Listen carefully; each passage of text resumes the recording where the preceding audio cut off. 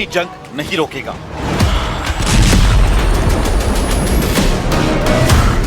वो युद्ध को सबसे प्रचंड लेवल पर लेकर जाएगा।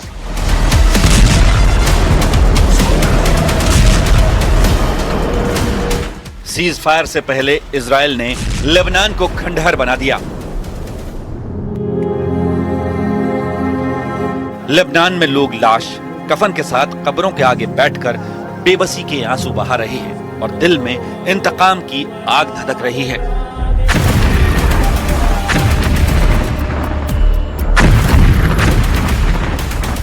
लेबनान से युद्ध विराम पर दूसरे दौर की बातचीत से पहले इजराइल ने सबसे खूंखार ऑपरेशन शुरू कर दिया है। इजराइल को हिजबुल्लाह के सफाई से पहले नईम कासिम का सिर चाहिए।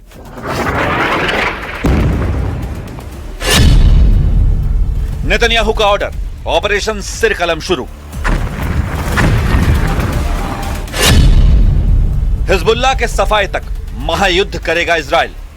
लेबनान, जहां कभी सरहदें नक्शों पर बनती थीं, अब जमीन पर बारूद से खींची जा रही हैं।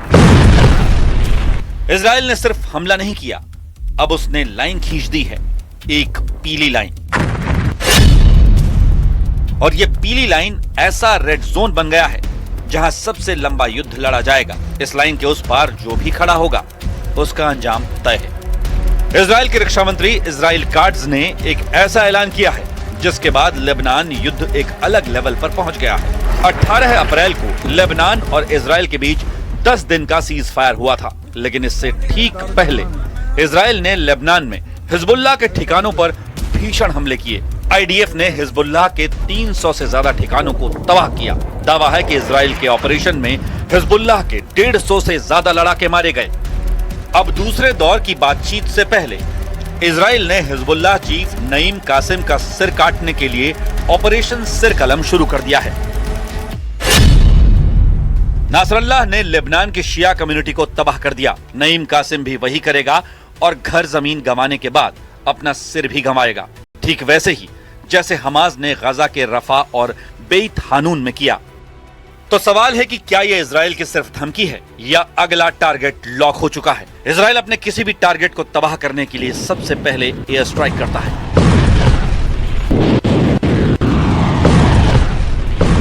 फिर ग्राउंड ऑपरेशन को लॉन्च करता है और इसके बाद स्पेशल ऑपरेशन को अंजाम देने के लिए स्पेशल फोर्सेस से रेड करता है।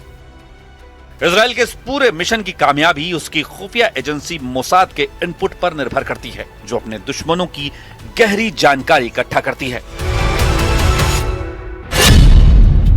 तो क्या नईम कासिम का सिर कलम करने के लिए इजराइल 2024 के नासरल्लाह मॉडल का सहारा लेगा? नईम कासिम के पहले हसन नसरल्लाह हिजबुल्लाह चीफ था। इसे खत्म करने के लिए मोसाद ने हसन नसरल्लाह की रियल टाइम लोकेशन इकट्ठा की, पता लगाया कि वो किस बंकर में छिपा है, उसकी मीटिंग की टाइमिंग क्या है, उसके बॉडीगार्ड और कम्युनिकेशन नेटवर्क क्या है। इसके बाद टारगेट पर एक साथ सैकड़ों बम गिरा दिए।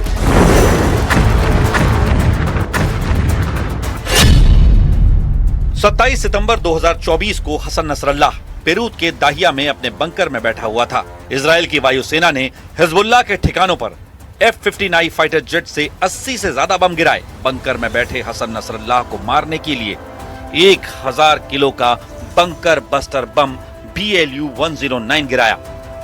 इजराइल की ताकत एयर सुपीरियरिटी है। वो इंटेलिजेंस इकट्ठा करने में माहिर है, जैसे नसरल्लाह के केस में दिखा। लेकिन नईम कासिम का सिर कलम करना आसान नहीं, क्योंकि हिजबुल्लाह अब और सतर्क है और हर स्ट्राइक से बड़े युद्ध का खतरा बढ़ाता है। ऐसे ऑपरेशन अक्सर टेक्निकल सफलता देते हैं, लेकिन स्ट्रेटेजिक नतीजा मिस हो जाता है।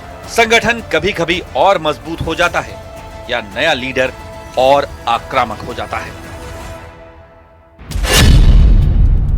नईम कासिम इजराइल का टॉप टारगेट है, लेकिन वो बहुत कम बाहर निकलता है। बेरूत का दाहिया या बेका वैली घनी आबादी वाला इलाका है।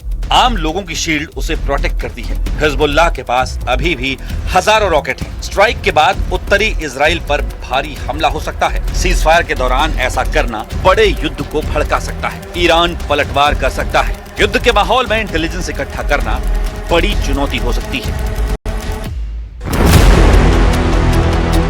सीज फायर कागजों पर भले लागू हो चुका है, लेकिन जमीन पर दर्द अभी भी जिंदा है। लेबनान में हर तरफ जनाजे उठ रहे हैं।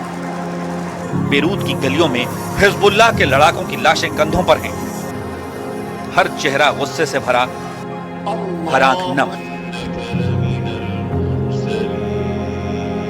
ये सिर्फ अंतिम संस्कार नहीं, ये आने वाले इंतकाम की खामोश कसम है। टायर में मलबे से निकले बाप बेटे की खबरों के सामने परिवार खड़ा है, टूट चुका है, लेकिन जमीन छोड़ने को तैयार नहीं। और यहीं से जंग सिर्फ सरहदों की नहीं, अब ये जमीन बनाम जिद की लड़ाई बन चुकी है। هيدول عائلة شو ذنبهم؟ انهم بقيوا موجودين بسور، هيدا ذنبنا انه بقينا نحن ما بدنا نطلع من ارضنا، ارضنا هي عرضنا وهي كرامتنا، شو ذنبهم؟ لحتى تيجي اسرائيل تيجي تقصفهم باخر دقيقة. انت يا اسرائيل على اساس توقفي اطلاق النار عملتي جريمة قبل ما تخلص। उधर इजराइल ने लेबनान में नई लकीर खींचकर नया वॉर जोन बना दिया है। इजराइल की सेना ने पहली बार एक मैप जारी किया है जिसमें साफ दिखाया गया है कि दक्षिणी लेबनान का कौन सा इलाका अब उसके कंट्रोल में है। और इस पूरे इलाके में इजराइल की सेना पूरी तरह एक्टिव है। इजराइल इसे सिक्योरिटी बफर जोन बता रहा है।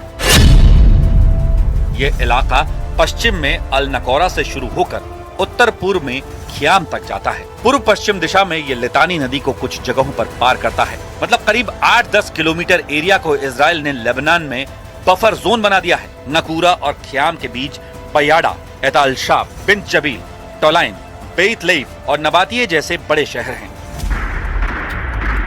यानी संदेश साफ है, इस लाइन के अंदर अब हिजबुल्लाह नहीं रहेगा और कोई भी इस लाइन को पार करेगा उसे दुश्मन माना जाएगा। और सबसे खतरनाक बात, ये वही मॉडल है जो गाजा में इस्तेमाल हुआ था, जहां येलो लाइन के अंदर घुसना मतलब सीधा मौत को दावत देना था। अब लेबनान में भी वही स्क्रिप्ट लिखी जा रही है। तो सवाल है कि क्या ये सिर्फ सुरक्षा लाइन है या फिर धीरे धीरे लेबनान की जमीन पर एक स्थायी कब्जे की शुरुआत। מעומק רצועת עזה ועד כתר החרמון, וטייסינו שולטים בשמי האזור כהוכחה ניצחת לעליונות שלנו על הציר האיראני.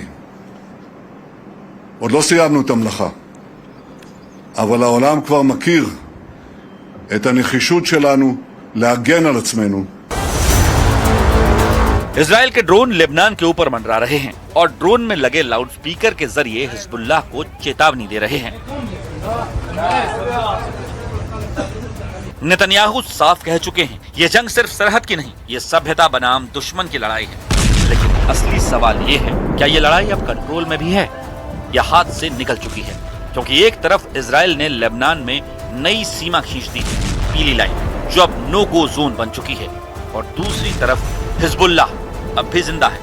उसके पास हजारों रॉकेट हैं और हर हमले के बाद उसका पलटवार और खतरनाक हो सकता है। सीज फायर या तूफान से पहले सन्नाटा, 10 दिन का सीज फायर। लेकिन सवाल ये है, क्या ये शांति है या आने वाले महायुद्ध से पहले की खामोशी? क्योंकि जमीन पर बफर जोन बन चुका है, टारगेट लिस्ट तैयार है और बयान अब सीधी धमकी में बदल चुके हैं। तो सवाल अब सीधा है, क्या इजराइल सच में सिर कलम मिशन पर उतर चुका है? क्या लेबनान की जमीन पर स्थायी कब्जे की शुरुआत हो चुकी है? और क्या ये पीली लाइन पूरे मिडिल ईस्ट की सबसे खतरनाक रेड लाइन बनने वाली है? क्योंकि अब ये जंग सिर्फ मिसाइलों की नहीं, ये जंग नक्शों को बदलने की है। और अगर नक्शे बदलने लगे